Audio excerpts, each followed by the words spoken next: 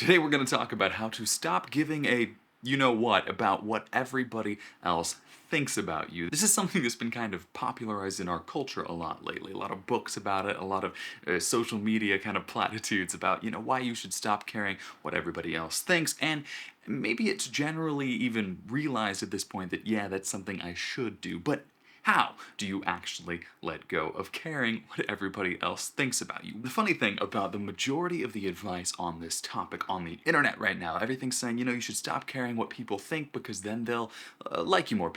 You're more attractive if you care less, which is often strangely true. But this creates a strange pattern where we have the thought that, well, I would like to have better relationships, or I would like to make more money, or I would like something that I think will make me happy, or something out there that I have a goal that I'm pursuing, and it would be beneficial if I were to care less what everybody else thought. That would help me get the goal. But strangely, usually the goals we want are things that we think will make other people think better about us. So that becomes kind of twisted when I say, I would like people to like me more, and I think they will like me more if I care less what they think. Therefore, I should care less what they think. We are trying to care less because we care a lot. That's kind of a bizarre pattern, and it doesn't necessarily lend itself to a clear pathway. So what I would advise, and what we're going to talk about in this video, is asking yourself, simply inquiring, why do I care so much in the first place? And in my own life, this has been kind of the ongoing path of self-inquiry into my own patterns, my own limitations, and why I even make YouTube videos.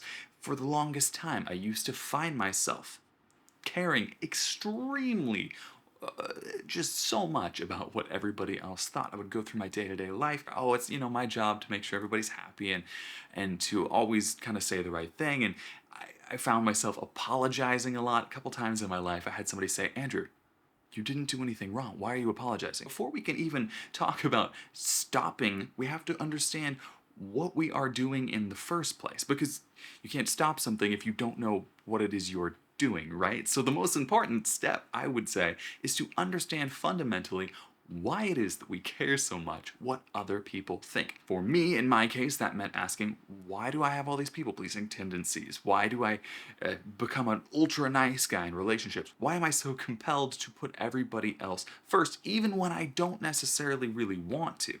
Even when it's not genuine, it becomes manipulative. Why is it then that in those moments I still care so much what everybody else thinks, to the point of paralysis, that we project out that what other people think is so important to us that we don't do what we want based on fear of what they might think. And in the vast majority of people, these kinds of caring so much what other people think are both coming from a place of kind of societal, cultural conditioning, the things we learn growing up, who we are, how we're supposed to be. There's also the kind of psychological, almost paranoia about what other people think. And this leads to people-pleasing in relationships, inability to set boundaries, avoidance of conflict, situations where we are so dependent on what other people think that we cannot actually function very well, or as well as we would like. We find new limits in our life that are imposed by our ideas about making everybody else happy,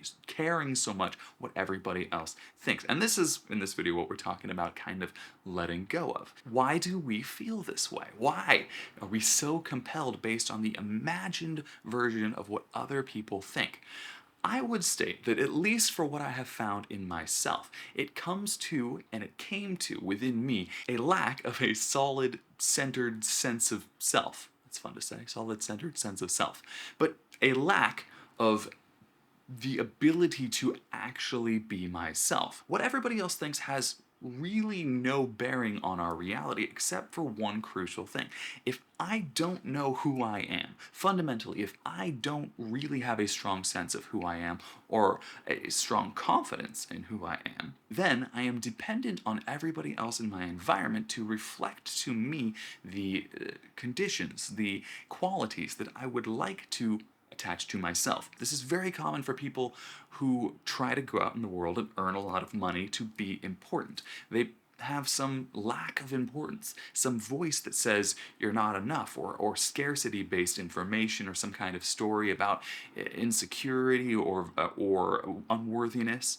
And what people will do is we go out into the world, try to make as much money as possible. When you do that, you can wear the flashiest suits, you get the nicest car. Then what you're doing, really, because you have the voice in your head that says, I'm not good enough, I'm unworthy, I'm unlovable, I can't do it. And you have another voice that says, that's not true. I'm going to fight against that. I don't want that to be me. No, no, no. Then when you go around and you wear your flashy suit, you drive your expensive car, you can look in the eyes of everybody else, and their eyes will say, ooh, you're somebody important. And then that fragile egoic self, that vulnerable voice of unworthiness, has a little bit of external evidence to say, that person thinks I'm good. That person thinks I'm important, so I must be important. That person thinks I'm cool, so I must be cool. Because we have no internal peace, we seek externally the validation of other people. So if I internally, and in the past I certainly did, presently less so, but it still pops up from time to time, but I had very many negative beliefs about myself, very many negative stories, negative patterns, all of these thought processes about how I wasn't good enough. And my attachment to the opinions of everybody else was entirely derived from the fact that I wanted to push against my internal narrative, my internal feeling of not being good enough. It's almost like addiction with people doing drugs or becoming addicted to alcohol. There is the feeling that I don't like this, it's uncomfortable, whatever, trying to avoid something in my life, and so I seek out this external stimulus, this external substance that will temporarily numb me to the internal voices or the internal feelings, whatever those might be. In the case of alcoholism, that's one thing, but in the case of people pleasing, it might even be a sort of similar voice structure. You don't necessarily feel like you're good enough. You feel like you need to prove that you are worthy. But who are you really trying to prove that you're worthy to? In my case, and I would state that probably in most people's cases, who you are trying to prove your worth to is yourself. Because if I can make everybody else happy, then one of two things will happen in this internal narrative. One, either then they will all be happy and then they will make me happy in return and I will get my needs met. Or two, if I can prove to all of these people how great I am, then maybe I will start to believe too. Maybe I will start to see how good I am.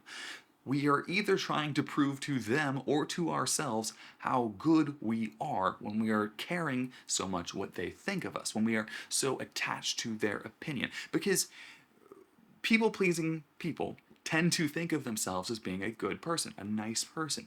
But you cannot be good or nice for ulterior motives. I can't be good if I'm doing it to control what you think of me so that I get to feel better about myself. Genuine goodness would be to do the right thing even if it made you feel less of me or think less of me. Genuine goodness, genuine niceness has to have the abandonment of caring what other people think. But we get it twisted in our culture and we think that being paranoid of what you think, making sure you think, oh, the best about me, is being nice. But it's actually the almost opposite. It's very curious. So, how do we stop this kind of pathological obsession with what everybody else thinks? Well, firstly, take a breath, give yourself some time, because this is something that gets conditioned and it's not necessarily going to instantly fall apart, at least right at first. But what you can do, and what I would advise, question the reasoning behind why do I care in the first place? Is it true that this person's opinion of me defines me? In every case, the answer is no. And if you've been a people pleaser for your whole life, you've been an empath or somebody who goes out and just tries to be as nice as possible, what you will find is that generally those experiences do not permanently, in almost any case, actually change your view of yourself. At best, you get a temporary band-aid. You get a temporary fix that says, oh, this person liked me today, But that comes with the proviso, that comes with the condition that if they don't like me tomorrow, I've built my sense of who I am and my sense of inner worth on this person's opinion or these group's opinions of me. Now you enter a very kind of tenuous circumstance where you have to continue, because as long as these people like me, I'm good. But that creates a problem because it's all external. I am allowing the external to control my internal sense of well-being. What happens then is I now need to control the external because I can't control the internal. I have to make sure these people continue to like me. I have to make sure these people continue to think well of me. And that is the trap of people pleasing. That is the endless trap of caring what people think. When you become overly attached to these things, you might get the temporary hit that says, oh, my self-worth is better because today I went on a date with a beautiful person and they liked me so much and they smiled and I said all the right jokes and I looked up all the things to say online and I was funny and it was great. I want that to happen again forever. You become dependent. And the thing about these fundamental beliefs that we're all trying to kind of compensate for, these beliefs of unworthiness or unlovability, or maybe we're going to be abandoned, whatever the case might be, these kind of fundamental human fears that are very prevalent and shape almost every decision that most people make in their day-to-day lives, whether that's what we avoid or what we strive for, whether that's I'm going to be a drug addict because I just have no love for myself. I want to almost obliterate myself out of existence, or I feel that same pull of the void and I'd say, no, I'm going to become a millionaire, I'm going to prove them all wrong. That might be like better, maybe, in the traditional sense of a coping mechanism, but either way, fundamentally, the underlying belief that is driving the decision matrix is based in lack. It is based in this psychological concept of not enoughness, which is not fundamentally reality. And that is why you have to ask the whys. That is why you have to, in order to stop caring what people think, understand the decision matrix within your own brain that cares so much in the first place.